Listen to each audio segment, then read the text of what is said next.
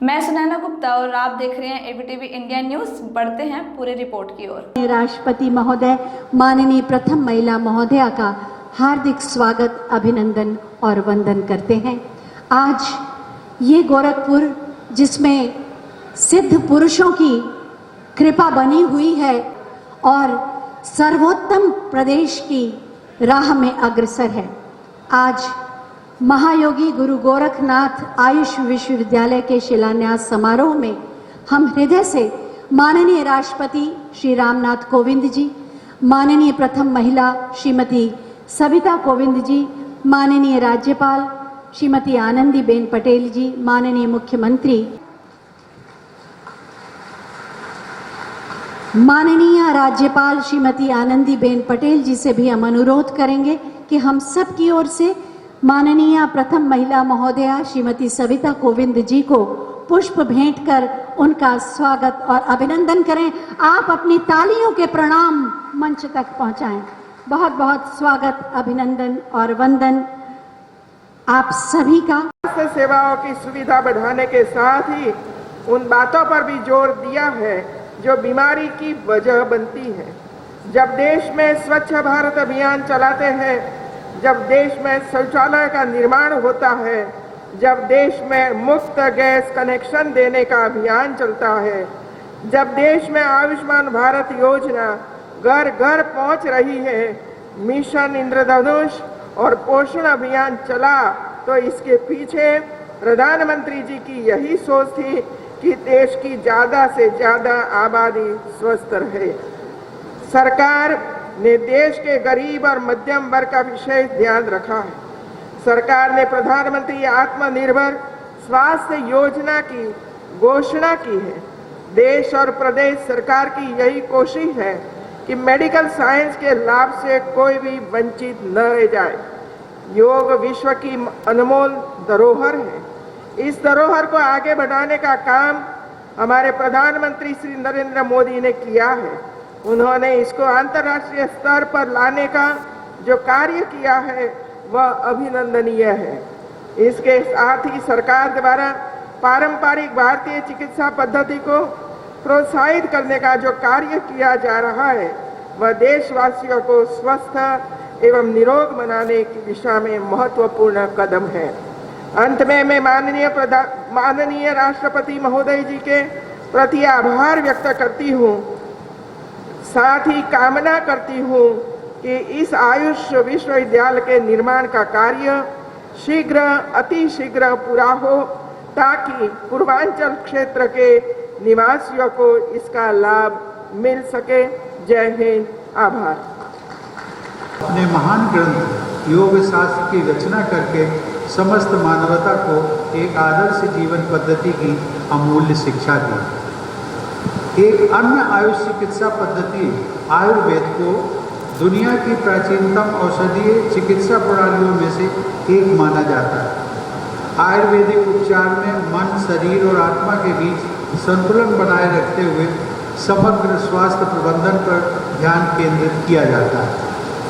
आज integrative system of medicine अर्थात समेकित चिकित्सा पद्धति का विचार पूरी दुनिया में मान्यता प्राप्त कर रहा है। अलग अलग चिकित्सा पद्धतियाँ एक दूसरे की पूरक प्रणाली के रूप में लोगों को आरोग्य प्रदान करने में सहायक हो रही है। राष्ट्रपति भवन में भी एलोपैथिक चिकित्सा क्लिनिक के साथ साथ आयुष आरोग्य केंद्र की सुविधा उपलब्ध है। हाल ही में राष्ट्रपति भवन परिसर में एक आरोग्य वन विकसित करने का काम शुरू कर दिया गया। देवियों और सज्जनों, भारतीय चिकित्सा पद्धति, विशेष तौर पर प्राकृतिक चिकित्सा की बात हो तो राष्ट्रपिता महात्मा गांधी का स्मरण स्वाभाविक है।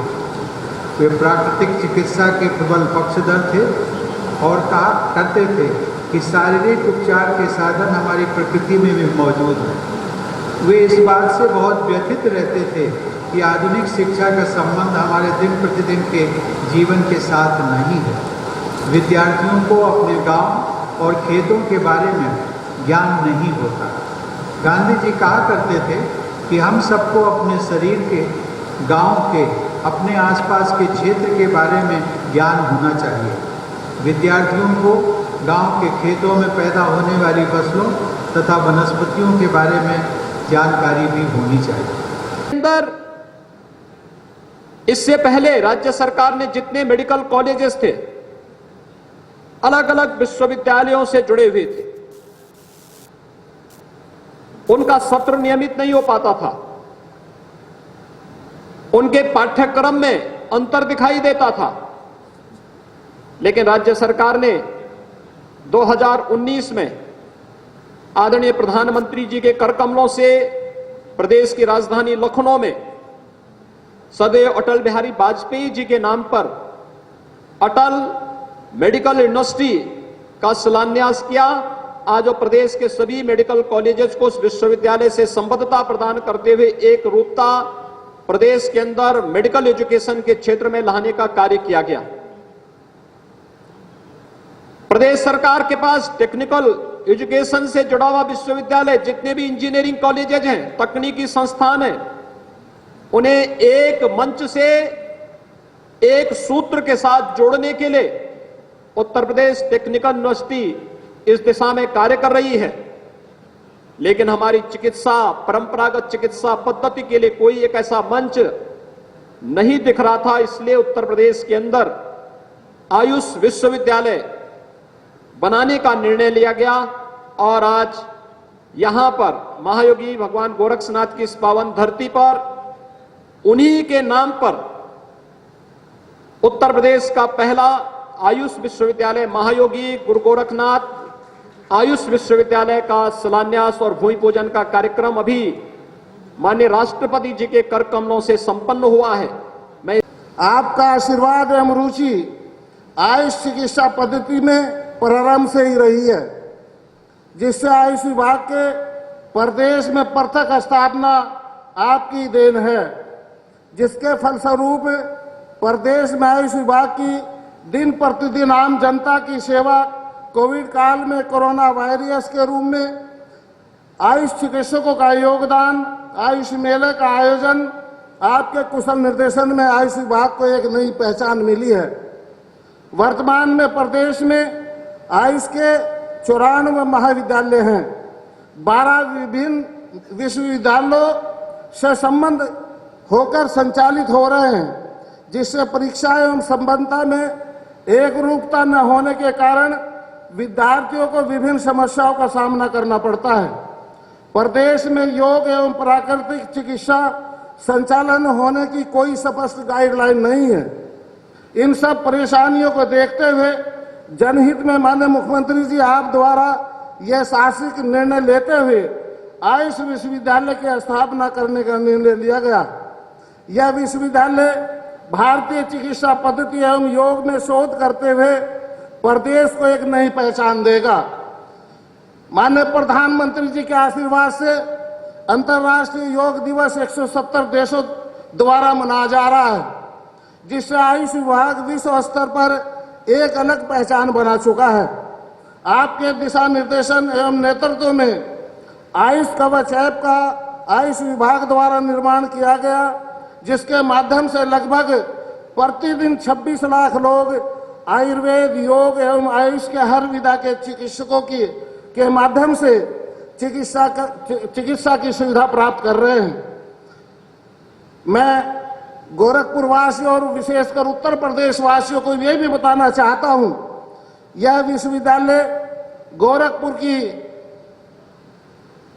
पावन भूमि पर 56 एकड़ भूमि में लगभग 300 करोड़ रुपए की लागत से और बहुत ही कम समय में 36 महीने में बनकर के तैयार हो जाएगा।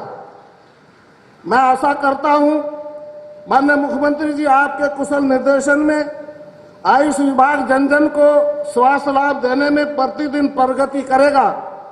अंत में मैं अपने सभी अतिथियों का अभिनंदन करते हुए अपनी बात समाप्त करता हूं। धन्यवाद। जय हिंद। देख रहे हैं ABTV इंडिया न्यूज़। फिर मिलेंगे हम नए खबर के साथ।